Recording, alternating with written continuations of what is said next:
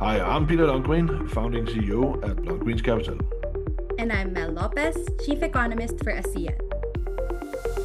This is Sound Economies with Mel and Peter, a weekly East meets West podcast by Lundgren's Investor Insights. Join us as we dissect the biggest and most interesting news on economies, financial markets, and central banks globally. Welcome to the show. Hello, Mel. How are you today, and how has your week been so far? Hi, Peter. Happy February. It's been an interesting week so far, of course. A lot of political and economic developments brewing here in the markets that we cover. So it's always interesting. And of course, these will all find their way to our discussions and, of course, in our publications, which are regularly out. So that's been what's on my plate this week. How about you, Peter? Yeah, surely the same. Market is moving. That's interesting, and of course takes a bit extra attention, but still good mood among the investors and good conversations. And then the next 2 weeks will be actually sort of extensive travel weeks. On Tuesday next week, I'm hosting a roundtable in an extreme big event in Stockholm, in Sweden. The two following days are sort of the main days, and the day before is a particular investor day. But there are like totally 10 to 12,000 people coming to Wow. this tech arena event that is predominantly sort of a startup convention. And I think there'll be 40 to 50 C-level speakers from around the world, from very large corporations. And even the former Prime Minister from UK, Boris Johnson, is speaking. So it's actually a bit honorable to be on stage there as well and host a roundtable. That's a Tuesday, and the day after, it's the plane is turning towards Asia. That's the first stop is Hong Kong with some meetings, and then the following week is yeah, together with you people in Manila. That's our team there, and I'm really Very looking exciting. forward. Yes, it is always. So yeah, so it also makes how to say it the workload extraordinary ahead of all this travel. A lot of things to do. Looking forward to everything. But the market, as you mentioned, keeps us busy as well. But also we spent some time on actually what is going on. So we will look into Japan almost again, but there's an upcoming election. Also to mention, we know that on the same day on Sunday, also there's actually an election in Thailand. We choose to focus on Japan, and then we take the neighbor China. China, the markets also moved a bit independently, negatively, and say, okay, what's going on domestically? Is it only domestically, or is it a reaction on what we've seen? And then, as mentioned, we go into different areas of what we've seen of movements in the market and try to conclude and say, okay, how do we act here in our company on the movements? Yeah, does it lead to changes and how we do our fund management and advice to risk clients. So this is the plan for today, and of course, always we sort of end up having a bit longer view and see if it's only cloudy or if we can find some sunshine in the financial markets. But let's jump into Japan and the election on Sunday. It's pretty crucial and very interesting, Mel. Yes, it's a big day for Japan, particularly for very new Prime Minister Sanae Takaichi. So it's actually quite unique because she herself called for this snap election, and unlike I think a few months back we talked about the snap elections in Germany, but it was months apart. This is kind of the real deal in a sense that it was announced just like a couple of weeks ahead. So Mhm. a lot of things to watch out for in Japan is while the new prime minister is enjoying a very high approval rating, it's Mhm. more crucial in a way that she's basically testing her support base for her political party, so the Liberal Party in Japan. She needs enough people voted into the lower house as part of her coalition, just so it would be much easier to put forward laws that would basically enable her expansionary fiscal policy. So that's more government spending, more subsidies were needed. And of course, we know we've been talking about the debt problem in Japan. So that's Mm, really mainly the question. Our contributor based in Kyoto, who will be discussing this in a very succinct and analytical piece coming out soon at Lundin's Investor Insights, delves deeper mm, into the possibilities after this election because it's coming at a time when inflation is high, interest rates are high, while the rest of the world is on cutting mode. Japan is raising rates and wages have stagnated, and there's also some concern about the direction of the Japanese yen. mm, Physically, another potential barrier to the elections is the winter in Japan. It's apparently the cold is more intense than usual. The snowfall is also heavier than usual, so that could mm, physically keep the turnout low. And of course, that you wouldn't want that for a political leader who is testing her might and of course the support from the people. So that's something to watch out for, especially when the Liberal Party in Japan is trying to push for cutting consumption taxes on food just to ease some of the cost of living concerns in Japan. mm, Um, Worthy to mention as well, as you said, Peter, on the very same day, this Sunday, Thailand is also doing their parliament election. So Thailand is in a politically turbulent situation. They've had 7 prime ministers in the last 4 years. Some of them, of mm, course, are interim leaders. So just keeping the seat warm for the next. But still, that is very telling about policy uncertainty. You don't know who's going to sit next. It's mm, very dynastic still. The popular surnames from decades back are coming back in the form of their sons and daughters and nephews and cousins. So that's something that in theory you'd like to see gone for a developing economy like Thailand. But in general, what you'd want is a person who can decisively put an end to the sluggish consumption activity at home mm, and can help boost tourism again just so they could perk up growth. Of course, that's what we're all looking for. And mm, in the same vein, Japan is also really trying to perk up growth, and each political party has their own approach, of course. They want to be populist about it, but at the same time, you face this really big issue about how do you afford it? How do you finance it? So mm, that's really what is underneath the surface with these voting days for these mm. two Asian economies. Yeah, it will be as extremely interesting as you say. And if we take Japan, is it basically priced in the market that the current PM Prime Minister she will advance, so to say. So it needs to be a negative surprise for her to generate the biggest reaction in the financial Mm-hmm. market.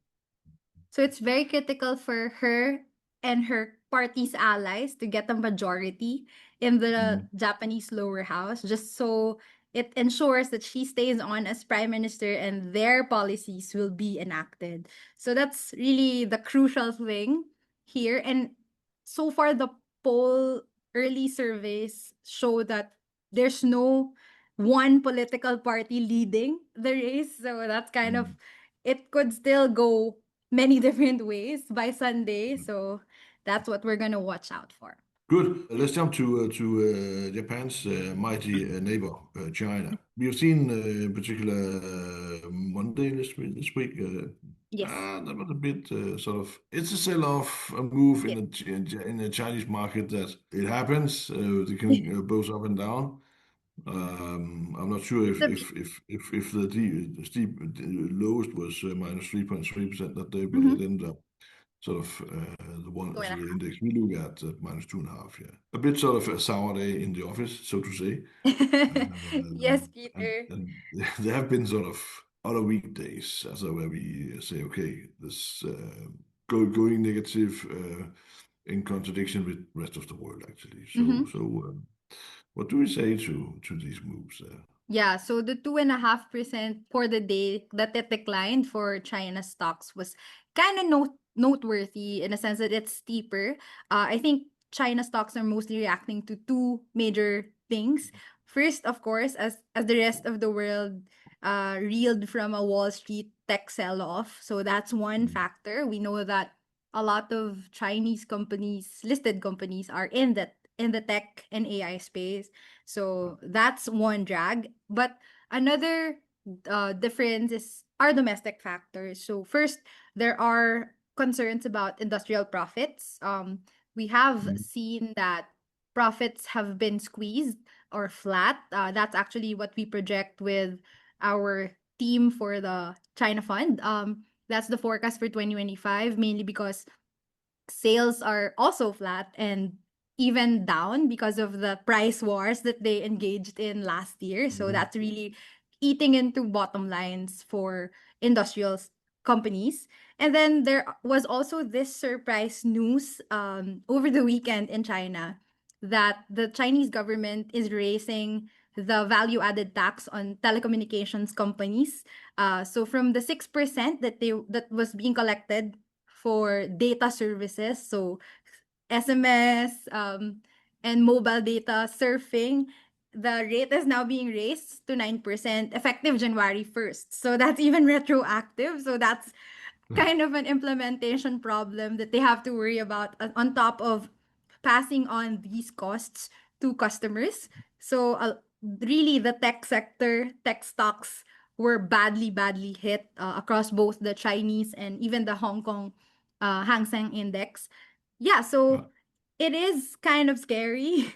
And mm, the point there is the implementation of the higher tax was kind of an urgent response to fiscal deficit in China that was revenues were lower than target, much lower than target. So it was a surprise move because they were trying to shore it up for this year, want to prevent last year's decline from happening again.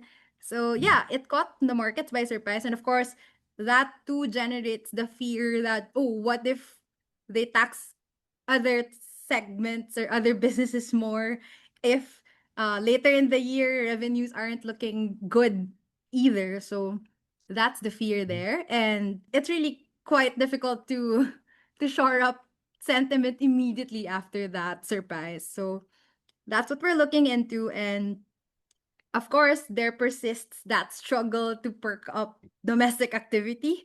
We've been talking about that as mm, much as we are very bullish about uh, China and how mm, cheap stocks there are versus how much growth potential they have.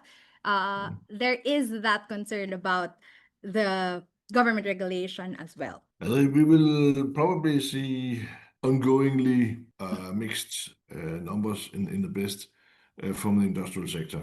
Also, it is a fact that globally there is a oversupply of production capacity, and most of Mm-hmm. the oversupply is actually still in China. But it's also why the industrial sector in the Western countries are having a difficult time because Mm-hmm. there's just so much supply and still free supply in China. It makes it hard to have a very profitable Yeah, industrial sector in a country somewhere because the Chinese industries they will simply just produce cheaper. Yeah. more. So yeah. That's it's probably a bit Mm-hmm. um, an ongoing challenge.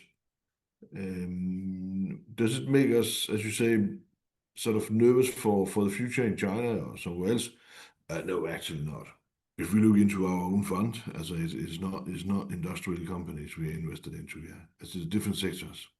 And there are other sectors that are moving fine forward in China, and that's the most important thing. Yeah. Is not generating positive vibes. Let's put it this way. Yeah. So and there will be more to come. That is our forecast, but we are judging it less dramatic than the market Then will the tell. rest. Yeah, that's basically how we see it, and so far also how we will deal with it in our Mhm. own chat in our advisory. Good, but important, of course. It's the second largest economy in the world. Anyway, and this almost automatically leads us to what we announced in the start to talk about the markets in general, all the things that are going on, all kind of swings all of a sudden in different areas. China's been moving, the China stock markets have moved up to, Lower. we would say, mild move, yeah, depending on which asset class we're looking into. And now we're talking about, let's take silver. That has dropped 30% within a few days, basically, trading days. We normally don't spend time on discussing silver here in our podcast, but of course, all these kind of moves, we would say we always notice what happens. And now, what has happened in silver is it's so big that we say, okay, we also need to spend 2 minutes on Mhm. such a thing. Yeah. The most important we're looking out for is it an indicator for further losses in other asset classes. Is it a sort of an early warning sign? That Mhm. is of course what we consider as the first. Yeah. Let's so to take silver. It really looked like a bubble, simply a bubble in that asset class. Mhm. Truckloads of investors simply buying up in silver on a speculative basis and buying it into a bubble. The bubble burst, bang, and a bit. We've seen a bit the same with gold. Now, gold just has a different position. That is a true asset class. Also, even here at Long Greens, we would consider gold an asset class, not that we sort of use it particularly a lot. 4 hours, yeah. There's there's still the good old saying about gold. If you invest into it, you never sell it, and that is sort of also a reflection on the extreme stability that gold is bringing into to an investment portfolio, so to say, or a family fortune or something. You have it there and you never sell it, and that's sort of the Just key. hold on to it, yeah. But this has of course changed over time. People are trading it a bit more back and forth, and there have been ETFs now where you can trade gold and so because Mhm. when gold was physical, it was much more difficult to trade. Yeah, so you should have it in your hands. Yeah, Have to bring it every time. yeah. And because something is physical, then the bid offer spread, the spread between sell and purchase prices is long. So this is making gold sort of a different asset class. Now it is reachable via ETFs, but it also makes it more tradable. So when people are jumping in and out of gold, and that's fine, everything is allowed and should be done. But actually, the thinking behind gold as an asset class, if we really take it as building portfolios, is something you buy and never sell. But depending on where we are in the world, it's used. But there is one more thing about the price action in gold we have seen lately. There's been a rumor out there that Russia has been selling gold. And Mhm. that is extremely interesting. Now it is a rumor. We listen to what is said in the market, what is talked about. We very rarely bring rumors to the table, but central bank activity in the gold market is interesting. Normally, there would be purchases. Yeah, China is big purchasers. China is actually one of the central banks behind the general uptrend in gold.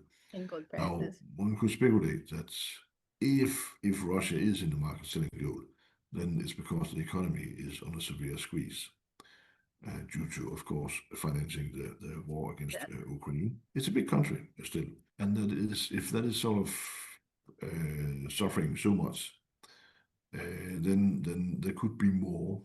There could Mhm. come more of Russia trying to divest assets, and that is an sort of an unpredictable factor in the market. That when a country is melting down, everything can happen.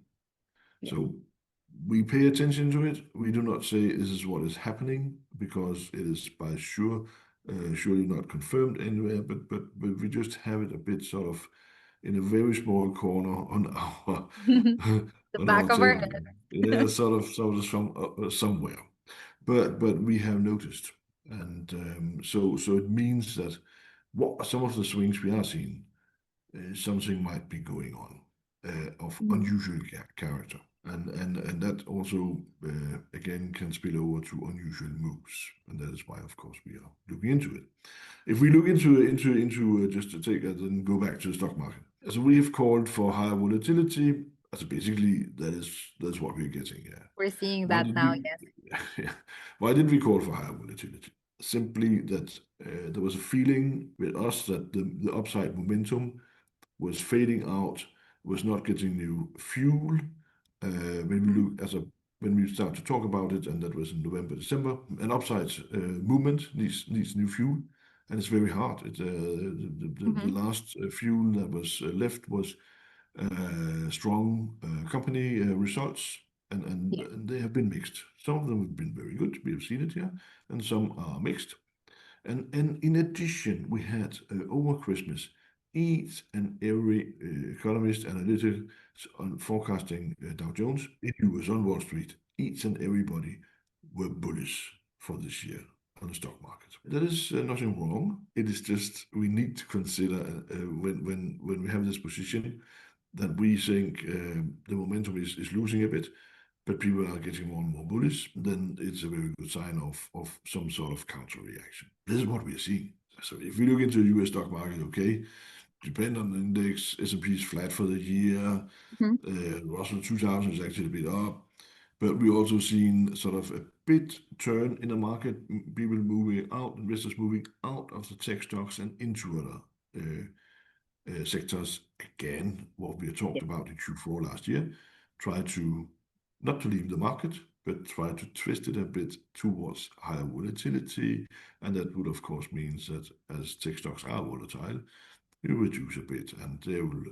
So they've been a good profit. So take some of the profit. It's actually pretty natural. So far, this is what we're seeing, and as you can hear, so we're not nervous, but we're Yes. just seeing first of all higher volatility. But this is just normal. So we are getting into a bit normal market. We should not be afraid of high volatility. That is actually a work condition, and that's why we are Mhm. paid for to maneuver in. It also it leads to new and other opportunities.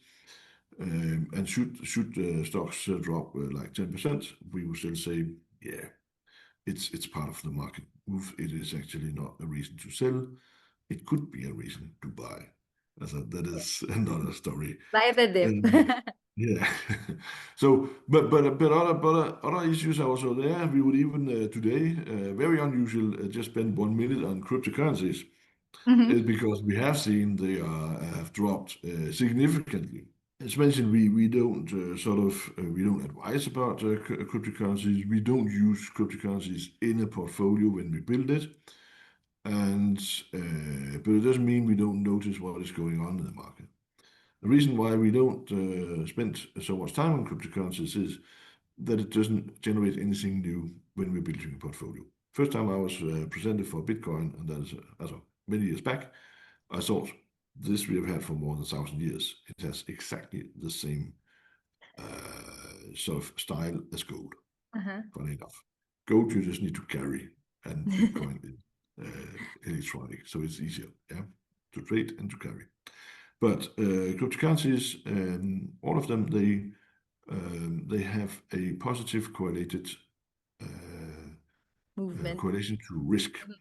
What do I mean with that? That is when risk and volatility is going up as every asset class are going up, rising in price, we see that cryptocurrencies are also going up. And vice versa, when the market is going down, everything is sold out, um, stocks, fixed income bonds, the cryptocurrencies also drop in value.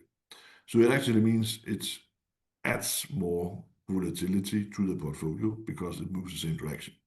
It would have been fantastic interesting if there for some reason should move the other direction. Then we would actually look at it and say, okay, we could use it in the portfolio. This just adds volatility. So this is why we say, okay, it's there, but it We're doesn't not really help using. us. So that's the reason. Mhm. Um, and when we're talking about volatility, looking a bit forward, do we expect even higher volatility in the market this year? It could easily be. And so what we're seeing now might not even be uh, the biggest and the most volatility. Then we're not talking about silver and gold. We are not forecasting that silver will swing more than 30% within a few days. We don't really, we just notice when these things happen. We are more looking into the more classical asset classes. Mhm. And we notice, we hear from private equity funds around here and there that they are looking more into IPOs, as of what you and I have been calling for last year. Yes. That's we would like to see more IPOs, and it would be a fantastic year. Um, Actually, to execute IPOs last year because the stock market was pretty bullish, moving upwards. Now we have a more volatile situation, and IPOs will add shares into the market that needs to be absorbed. Mm-hmm. When we look into the investor base today, the investors look very healthy, and they actually have interest for IPOs. They have appetite for new companies, for new shares, and new investments. So we won't be nervous for that to happen, but we actually just notice that it is talked about all over. Yes. So that would be another excitement when we look ahead. Yeah. So yeah, so much to the current market conditions. We thought it was good to give a comment on yeah on what's going on, how we see it, of course. And what we talk about here, how we see it, the way we act is also how we react and when managing our funds, as mentioned, and also in the conversations we have with clients. Well, any increasing nervousness? Are people okay in the market? Well, as far as Asia, Peter, especially emerging Asia, Mm, the nervousness is not there as much as the mature economies. Cost of living issues aren't as dire here relative mm, to the West. But there is nervousness, of course. Now that we're seeing some tech sell off in mm, Wall Street, and that has been the main driver of major stock markets last year mm, to like double digit growth figures. Of course, there will be some tempering. It will normalize this year. That's what we've been seeing. At least the start of that is what how we can explain some declines in the past few days. But mm, there remains to be sources of growth here. Apart from China, economies in ASEAN actually haven't jumped into the AI hype much. So as far as diversifying, there are other sources of other engines of growth that industries that that investors can look at as far as considering to diversify or to move more capital towards Asia. So mm, yeah, while there is more clouds as far as mm. global volatility is concerned, we are not that nervous, Peter. Does it lead to any change, or when we talk about the global outlook, how do we position ourselves so far? We acknowledge that there are more clouds in the horizon, Peter, but Mm, of course, the advice is always to take well considered risks. We still like risk, but we want to take this um, period in the market to recalibrate portfolios. Of course, there are high growth opportunities still. For example, we've been talking about the private markets, the private equity in Europe among high growth startups and as well as in segments here in Asia, Peter. yeah. I should say, as we still like to overweight risk, actually. Despite the conversation we've had today, we don't change in our sort of strategic outlook. We recognize that if either there are more clouds or it's a bit more windy, we don't know. But we're still okay, actually. Mhm. With how we see the world, the upsides. Do we need to maneuver a bit more? Yes, we do, and that's what we paid for. We're happy so far, despite what has been going on. Yeah. Thank you, Mel. Thank you to the audience for tuning in. We are for sure on the markets, and we're looking forward to the next podcast. Thank you, Peter. Thanks for tuning in. We'll be on the lookout for market developments worth watching. Catch the next episode of Sound Economies, Mel and Peter on the global financial markets, available on our website and on Spotify. Here at Longines Capital, we've spent over a decade building a strong track record with our full suite of services and high performing funds. Now we're setting our sights on something even bigger, an IPO in November 2027. It's been a long time coming, and we are ready for the journey. Join us in our next big step. Visit our website to learn more.